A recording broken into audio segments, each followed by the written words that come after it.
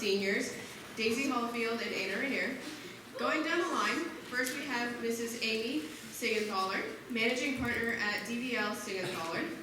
Amy leads the client service team for DVL Seigenthaler Finn Partners, one of the largest communication agencies in the Southeast, and brings extensive experience in national and international strategic communications, crisis communications, and media relations.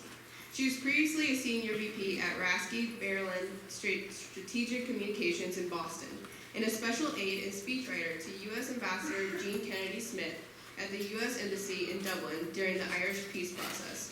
In 2013, she was honored as a Woman of Influence by the Nashville Business Journal. Next, we welcome Judge Ana Escobar, General Sessions Judge for Nashville. Judge Escobar was elected to the General Sessions Court in August 2018 and is Nashville's first Latina judge. She was born in Colombia, South America, and became a U.S. citizen at 12 years old. She earned her college degree from Vanderbilt University and her GED from the National Law Center at George Washington University. Prior to the election, Judge Escobar practiced law since 1995, serving as an assistant public defender, assistant district attorney, solo practitioner, metro clerk, and deputy director of the administrative office of the courts. And we welcome Mrs. Mary Pietryk, Director of Stakeholder Strategy and Engagement at Nuclear Energy Institute. Mary is the Director of Stakeholder Strategy and Engagement at the Nuclear Energy Institute, managing strategy for research and outreach to third-party groups, relevant stakeholders, and potential allies, in order to amplify industry messages and identify opportunities for collaboration. She has worked at NEI over a decade, working for 2 years in federal government affairs before moving to the Policy Development and Public Affairs Division. She holds a BA in History and International Affairs from Loyola University Chicago and an MA in International Affairs and Energy Development from the George Washington University's Elliott School of International Affairs. Please join me in welcoming our guests.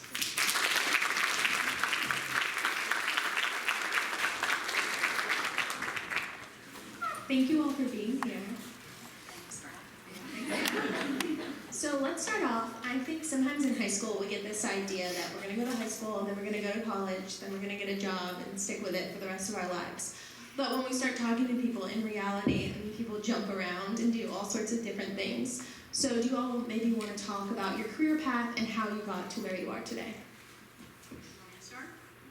Hi everybody, it's great to be back at St. Cecilia. I was in many a play on this stage.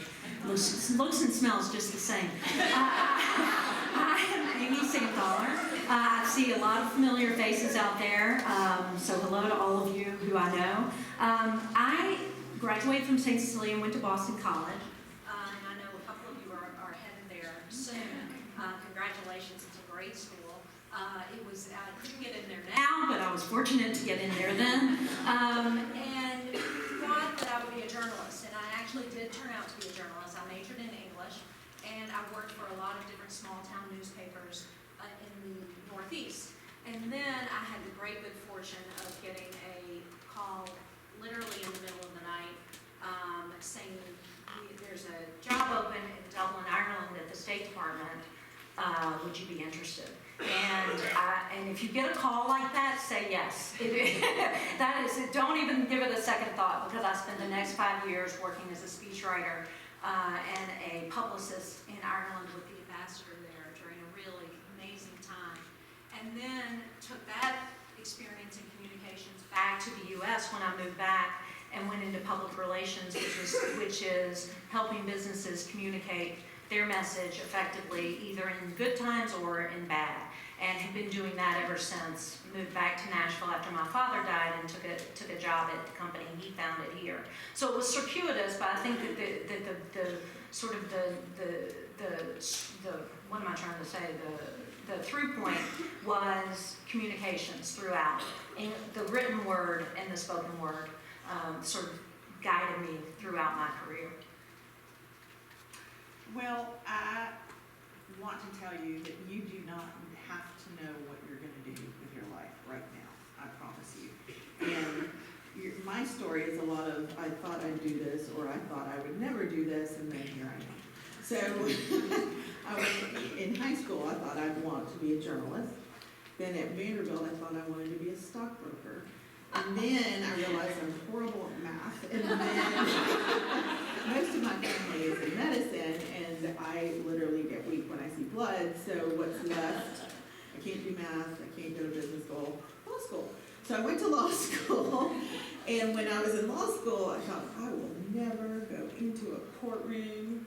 I hate speaking in public. I hate arguing. Well, what do? I became a criminal defense attorney as a public defender, and as a sole practitioner, and then I became a prosecutor twice.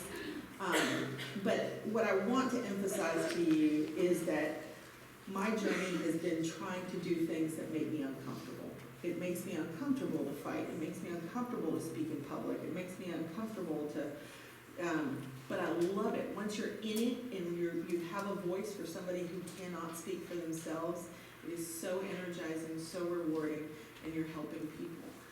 So I think my journey, it really doesn't answer your question, has been challenging yourself, making yourself feel uncomfortable, and really trying different things. While you're in high school, while you're in college, try different things and eliminate what you don't like, and you may be surprised at the things that you end up being really good at.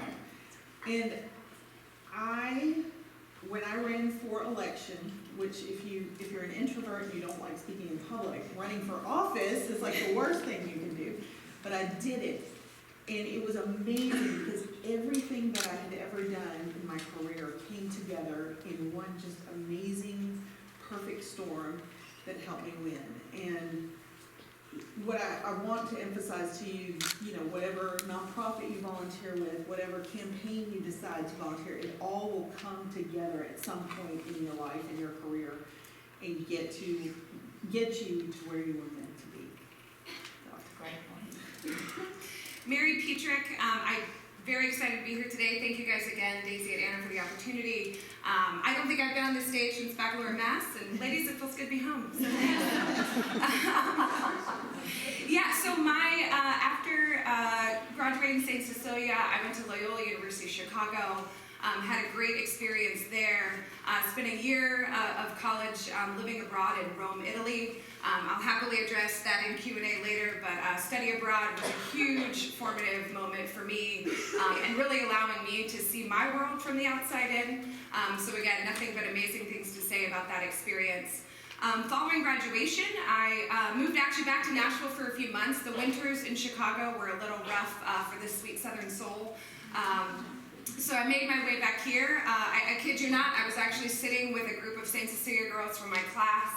We were sitting around talking about next steps, a lot of us feeling a little restless.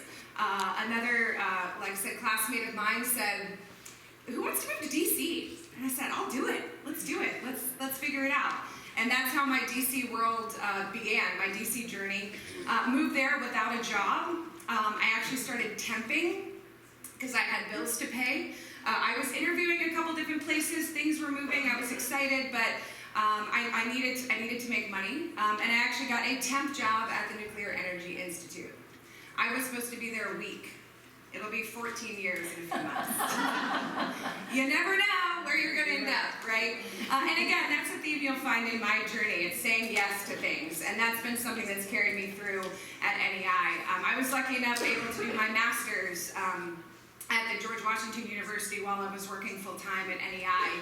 And again, NEI has just given me a ton of opportunities along the way. And I know a lot of you probably think here's kind of a science and tech industry, and she's a history major. But again, I've been able to develop that into a strength that, it's something that made me a little bit different, and it's allowed me to communicate in a different way, relate to people in a different way, and really bring my spirit of critical thinking and collaboration to an office environment where that is very different. So again, you can always kind of lean into your strengths and play that card. So that's my story. Thank you guys for those awesome answers. So we're going to move from your career paths to specifically what type of leaders you are. So do you guys have any, specific talents or, virtues that you guys think sets your leadership apart from other people?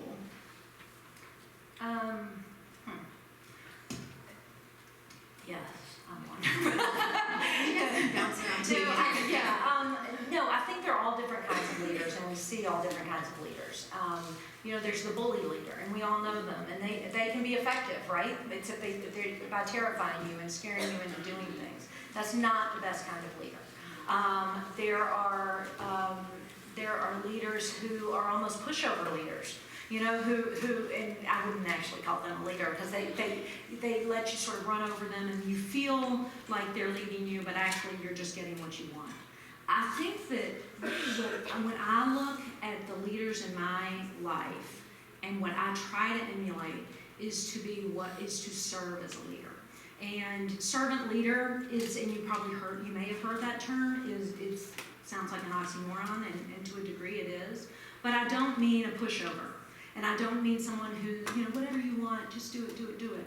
A servant leader puts the people in your organization, and I lead a PR firm here in Nashville.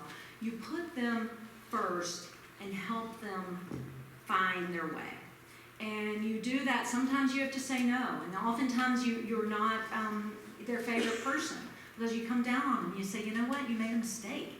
And that really impacted this client in a negative way. But you're serving them because you're serving their career, their future, their development as a person. And you look at Pope Francis, he's the ultimate servant leader. He doesn't always make decisions that are the best, some people think are the best for them, but he's serving the church and the people in the church and helping them find their way. And that is what I try to emulate. I'm not always good at it, but I try to help people along the way. And I think that also, and then I'll pass it on, but even though I just said Pope Francis, I do think that that's a distinct female characteristic a lot of the times. I think that women leaders are very different from men. There's a lot less ego typically, and that way you can sort of take into account the people with whom you're working. I agree with you. I've led organizations of 3 people to 100, and for your staff to see you being willing to learn their job, learn what they're doing, if they're out, that you could do the same role, makes them really appreciate you. Also, I think getting to know the individual people that you're working with and what their goals are, what their strengths are, their aspirations, so that you can help them build on that. When I took over the job with 100 people, I interviewed everybody, and I found out what would make your job easier. You need more Post-it notes? I'll get you more Post-it notes. You need a bigger computer? We'll figure that out. Because why make people miserable at work, right, when you can do a simple fix? Another thing I'd say to you is there are quiet leaders. Just because you're not the most gregarious, loud person in the room doesn't mean that you're not a fantastic leader, because you're listening, you're observing, you're analyzing, and I think there's something to be said for that. But I really do believe that you as a leader have to roll up your sleeves and do whatever is required to get the job done, and your team will appreciate that. Yeah, I would just add, I think we're all similar types of leaders here. My kind of signature characteristic is I am the collaborator. I love seeing a problem, outlining it, getting a group of really, really smart people, most of which are smarter than I am, in a room, and really pulling from the strengths of everybody to conquer and solve that problem. And I get exhilarated when I'm in a room like that, like I said, where you're really pulling from everybody and you're building off each other. To the point as well, again, if you're leading a group like that, your job is for that group to excel, right? Again, pulling out the strengths of everybody. And leaving your ego at the door. Again, I think that's, and I would echo your sentiments about, sometimes male leaders are a little example of ego. But I also think the balance of that, and this is something that I've had to learn as a female, is also don't be afraid to project that confidence and that power. Right. I feel like sometimes women find themselves, just let's make sure everybody gets along. Sometimes that group, you need somebody to stand up and be a little bit more decisive and be a little bit more, chart the course a little bit. So definitely don't be afraid to do power in a female way, because that is really powerful as well. And especially if you're a woman of all men, it can be different and really, like I said, kind of a breath of fresh air in the room. I would also add too, when I think of leadership as well, never let leadership be defined by the position in the room. Because I've had to manage up, I've had to manage down, right? I've had to lead up, I've had to lead down. You know, and again, leadership can be found in all different types of folks and in all different positions. I remember being just a staff assistant and volunteering to lead certain efforts where I'd have a VP or a CEO in the room. And again, good practice, you follow a little bit along the way, you figure it out. You know, again, those are all learning experiences. And as a staff assistant, you kind of have that benefit. You can't, you know, people know you're learning and figuring it out. So again, never let leadership be defined by the position in the room. Just because maybe you're the senior in the room and the freshman, you know, again, you can always lead from where you are. It's just the attitude you bring and the spirit you bring to that table. If I had one more thing, I think women sometimes, unfortunately, tend to put other women down to make themselves look up or be up. And that is absolutely the worst thing you can do. A confident woman leader is, like you said, strategic, can lead, but also bring up the other women in the group. So I hope that y'all will remember to lift each other up, because it's hard out there. It's hard. We had a term. I work for nuclear sciences. It's a very male-dominated industry. And I feel for a lot of the women executives, the very few of them that have made it, grew up in an extremely tough environment. And some of them have nurtured and work on that collaborative spirit, but we have a phrase. There's a couple of young females, we started to kind of notice a few, and we're like, these are women who eat their own young. And that was kind of the term we used for, again, women who would just really kind of push other women away or try to make it harder. And again, it goes to that point, like, we as women, collaborators and recognizing similar issues, and that's just so important. And I could not, and again, I think that's one of the things I learned here, right here at St. Cecilia. The fact of like collaborating with another group of women and females, that's not a skill everybody learns. And I feel like at St. Cecilia, it's something that you may not even know you're learning, but realizing again the supportive nature in this environment, it's something that you'll carry with you.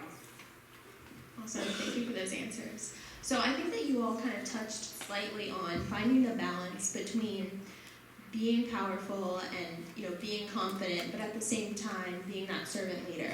But this question is for Judge Escobar.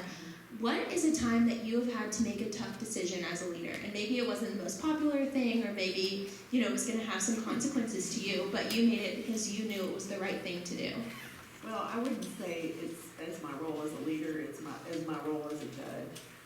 So right now, I'm one of 3 judges that only hear domestic violence criminal cases. And unfortunately in Nashville, we have enough cases that require 3 judges. And so sometimes I know this person probably did it, and this person is probably going to do it again, but there's just not the evidence to prove that they're guilty. And so I've got to follow the law. Even sometimes there's technicalities where they just, you know, there's a loophole. So I take experiences like that and then contact the people that lobby and try to get, you know, the laws changed. I've been able to do that. 3 years ago, there was a harassment law in Tennessee that didn't include any text messaging, or it was all phone calls. When you get called over and over and over, it could only be phone calls. And you know as well as I do, people don't call anybody anymore. You text, you direct message, you post things on social media. So when we saw that gap in the law, we went to the Tennessee legislature and we changed it. So now we're in the 21st century with harassment. But it's hard to know that the law is one thing, but you know that something else is going on in that household.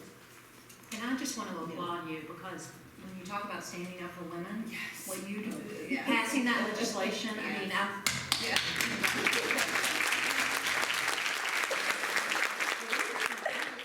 People got really upset about it. I thought it'd be a no-brainer, but the people from the motion picture industry from New York flew down and was opposed to it because they thought that somehow that would impact movies. I never understood how that connected. I never even trying to go there, but it's amazing. So, Mrs. Seigenthaler, we had a question for you. So, correct me if I'm wrong. You work with some family members, right? I do. Okay, so I work how- with, yeah. I work with my two sisters, both St. Cecilia graduates, and also my cousin John, who was a Overbrook graduate and went to Father Ryan. Okay, so working with your family, have you kind of had to set boundaries, interacting with your sisters, compared to work, compared to, and also, How many people have sisters and brothers out there? Raise your hand. Okay. yeah, Think before you go into business with them. I was gonna say, yeah, so have you guys ever had to make a decision that, maybe caused some tension, in the work, but then at home you're like, oh, we love each other. Yeah. How does that work, and have you ever found yourself in a situation, like that? Yes.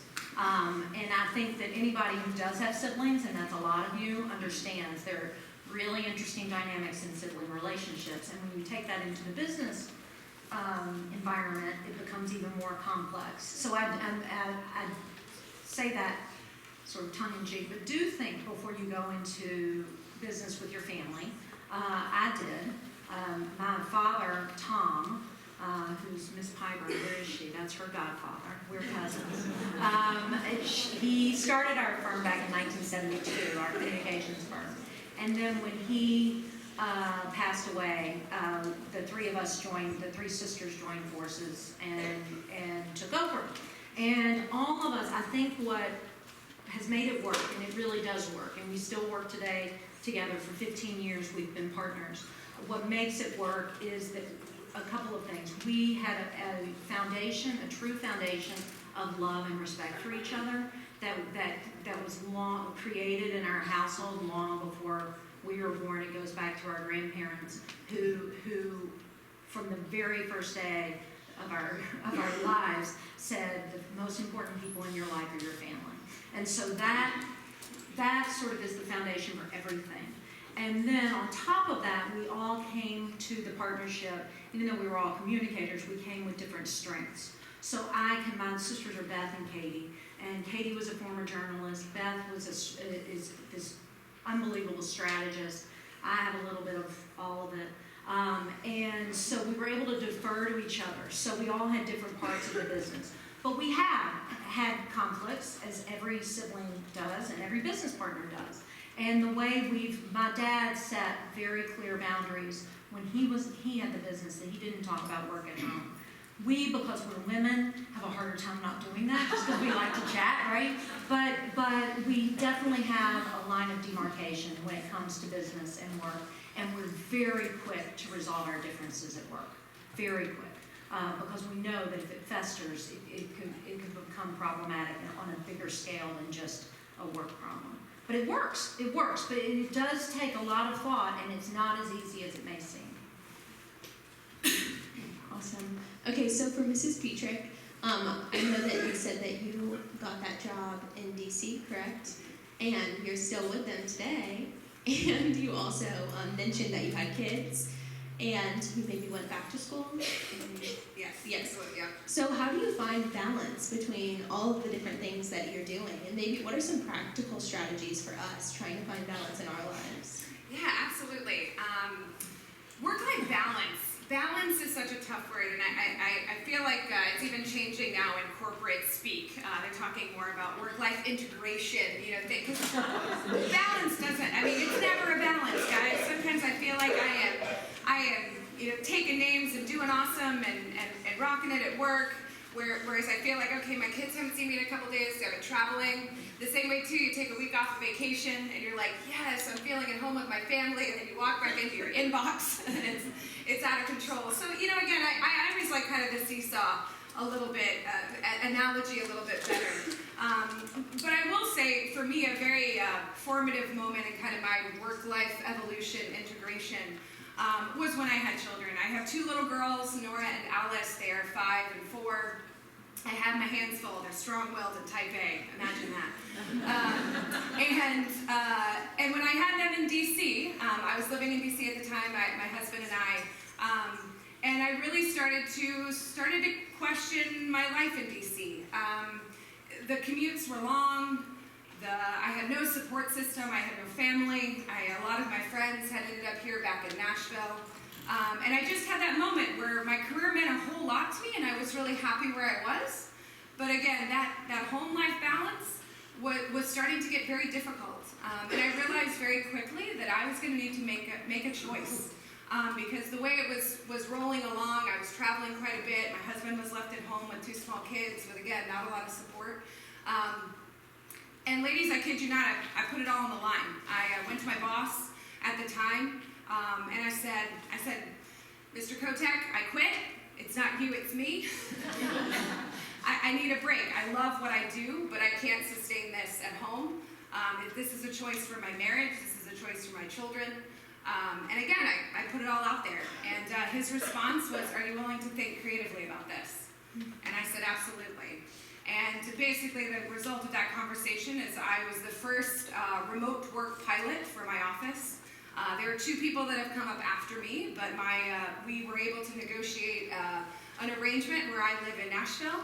And I travel back and forth to DC, basically kind of whenever I need to. It usually averages about 4 to 6 weeks. And I can't tell you how much my life improved after that. I work mainly from my house, but then again, travel. And now when I travel, my dad is the one that picks my girls up from school. They're not sitting at a preschool really late into the evening when my husband gets off work.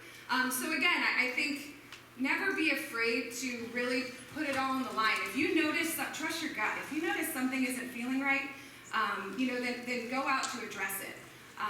Another thing too, just on your practical strategies question, I think the more you again, achieve in your life and the more you start doing and the pressure, I mean, you girls, same city girls, we know what that's like. If you're not overcommitted, right? Story of our lives.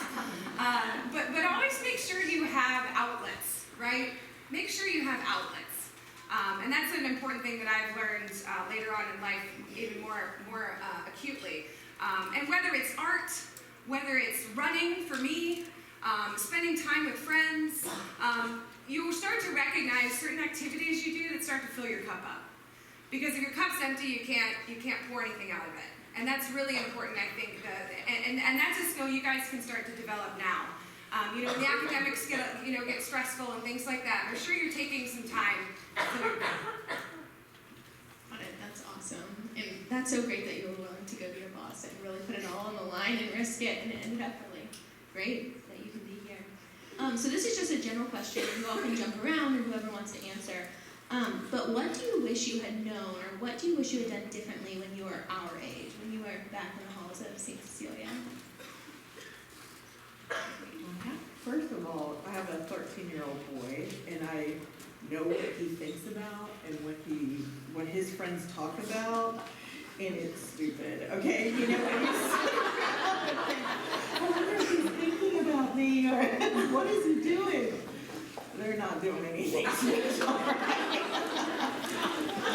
I probably should give you a more deeper answer than that.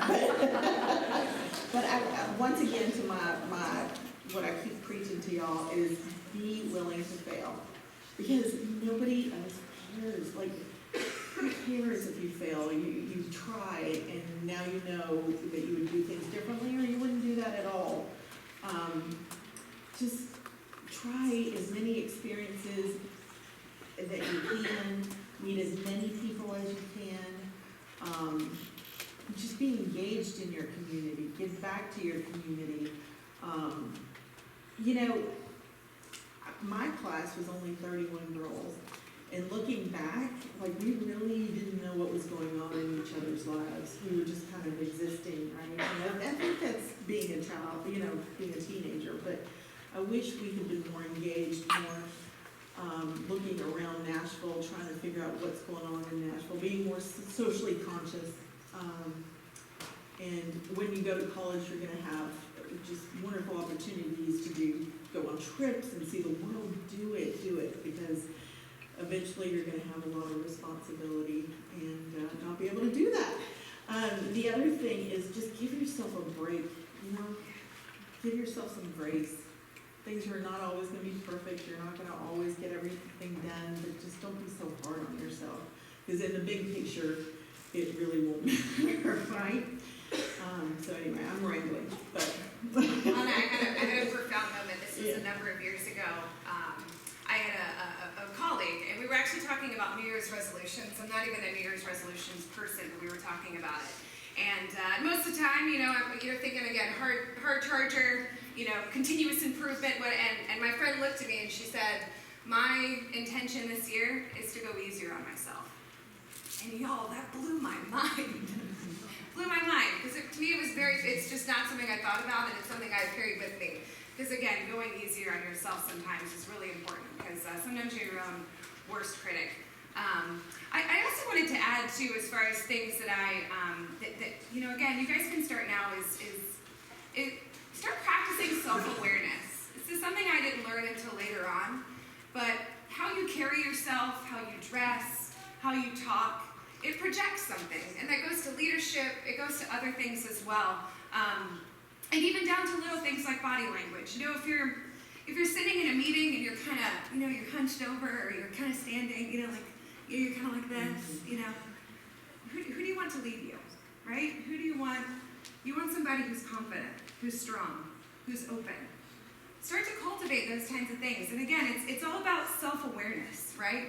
Of kind of realizing how you're projecting out to the world. Because that's something I didn't learn until a lot later on in life, but it'll carry you far. And again, you want to project the person you want to be, right? So you may just be a staff assistant in the back of the room, but sit like you want to be the CEO. Act like you want to be the CEO. That's really important. And again, some of you can start now. I'll start doing that. So I'm going to sit like this and answer this question.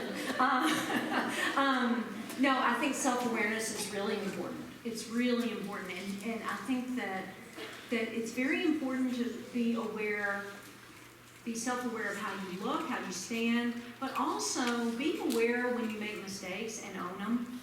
I think that I do a lot of interviewing with young people for jobs, and it's very interesting there's always, the people who sort of I sort of dark out on are the people who always have an excuse, right? Well, this didn't work because of that person, and this didn't work because of that person, and this didn't, and own your mistakes and own your triumphs, and with pride, because back to somebody was saying about confidence. I mean, too many young women aren't confident enough, either in their physical appearance, in what they've achieved. It was just luck.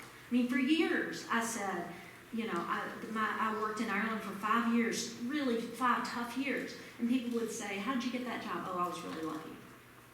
No, I got it maybe because I had a connection, but I kept it because I worked really hard and I was smart. And that's the type of thing that women particularly have a hard time owning up to.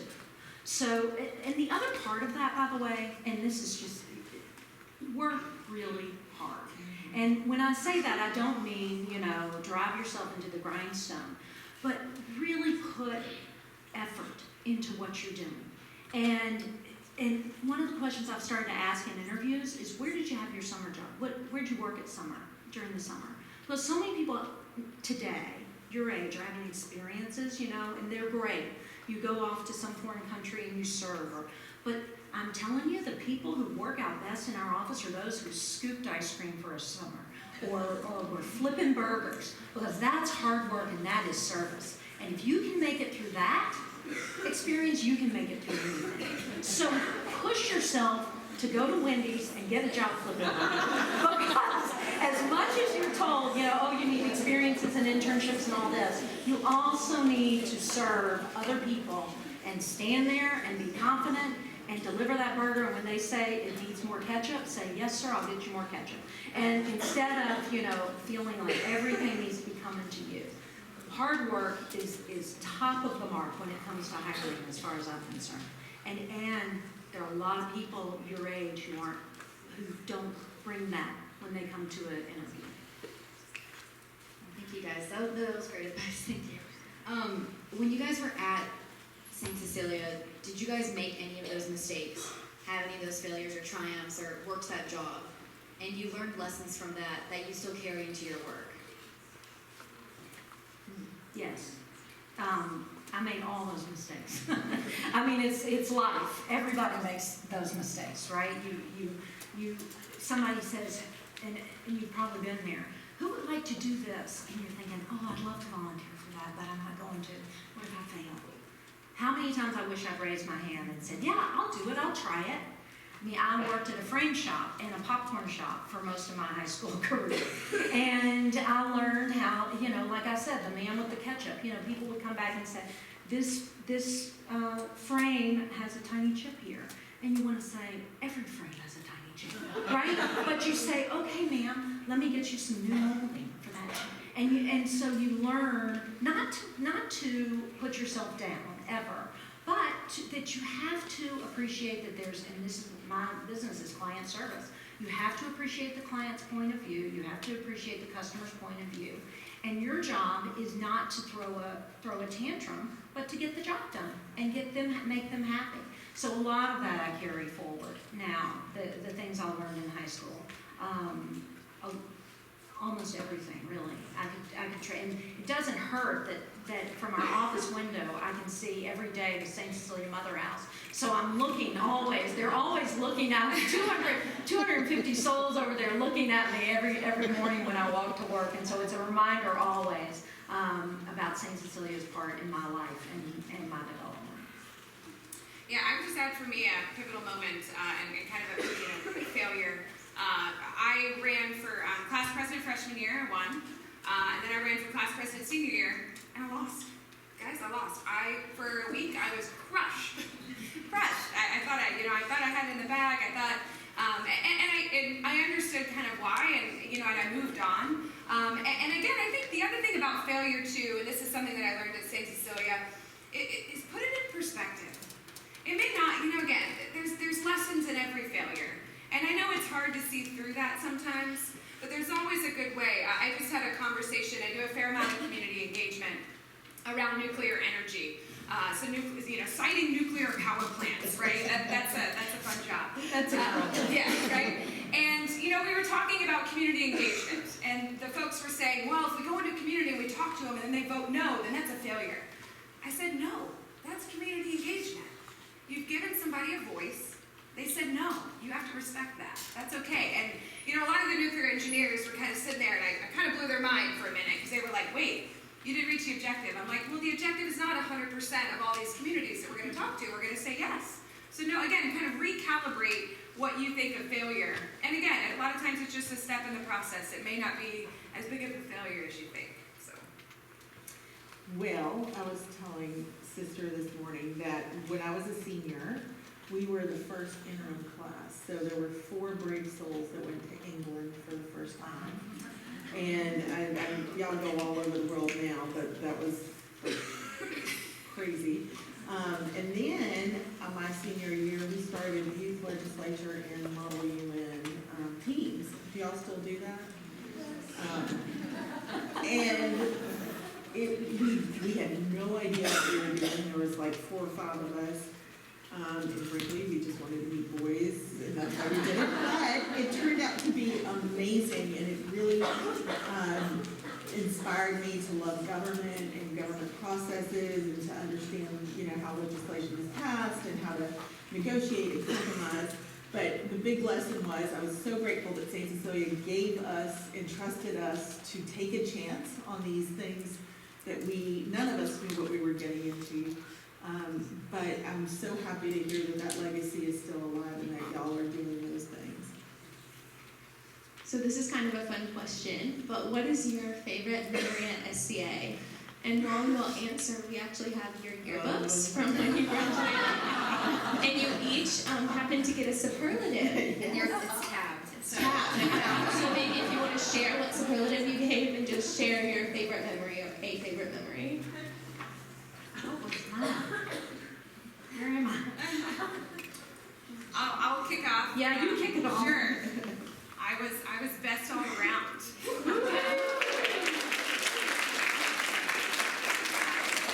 That's a committed thing. No, I'll tell you, for me, one of my favorite memories, and there's again kind of a good lesson in this as well. I played a lot of sports here at St. Cecilia. I played soccer, I played basketball, and I really loved that life. I played competitive soccer as well outside of St.